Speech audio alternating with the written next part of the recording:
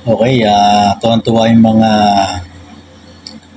diehard supporter ng dating Pangulong Rodrigo Duterte dahil ang pamilya nito, ang mga anak niya ay landslide din sa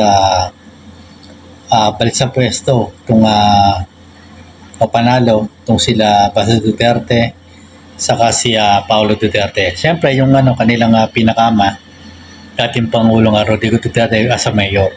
Pero di pa po dyan natatapos. Ito yung nasa The Hague sa ICC, nasa kulungan ito ng ICC, nasa custody ng ICC. Ngayon, alam naman nila na nandun yun, binoto pa. Diba? So, ito maging problema ng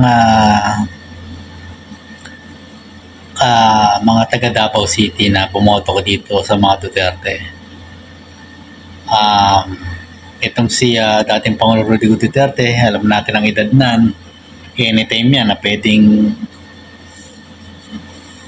sa katandaan o sakit, any reason, wag naman sana mamatay.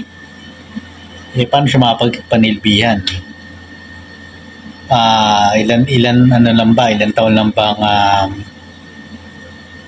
ang mayor, ang kanyang termino.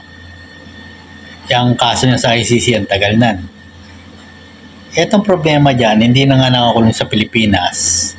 Binoto pa ng kanyang mga diehard supporter itong siya dating Pangulong Rodrigo Duterte. Paano makapagtrabaho yan? Pangalawa pa dyan, yung pagtitake ng oath, panunumpa, ba ma-technical siya dyan. Papayagan mo siya ng ICC, manumpa, as a mayor ng Davao City.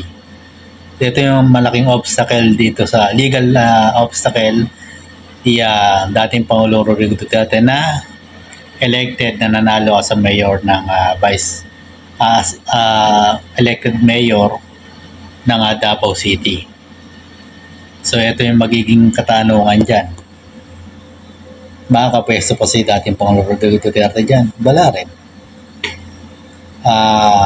Pagpalagay natin payagan ng ICC, payagan ng Philippine government na mag-take off dyan, paano yan? Dadalhin yung yung mga tao dito, dokumento sa The Hague para lang pirma niya.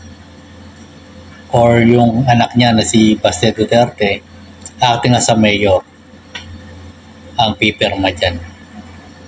Kung sakaling bigyan siya ng pwesto na acting as a mayor. Siyempre, wala yung mayor na nanalo, nasa The Hague, nasa ICC. Kaya na magiging problema sa pamumuno ni dating Pangulong Rodrigo Duterte.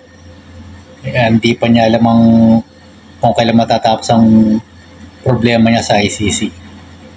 So ito pa, si Vice President Sara Duterte, di kakaharapin na impeachment, hindi pa natin masabi kung ano mangyayari dyan, kung ma-acquit or hindi. Kung ano man na mangyari at nandiyan yung ICC, warrant of arrest na itadala sa Interpol kung kasama si Bato de la Rosa doon sa si Vice President Sara Duterte, mahirap po yan. So yun ang magiging problema ng mga Duterte ngayon. Nanalo nga, kung tampak naman ang kaso.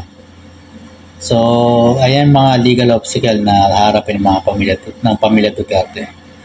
So, hanggang dito lang muna yung making vlog. Maraming salamat po.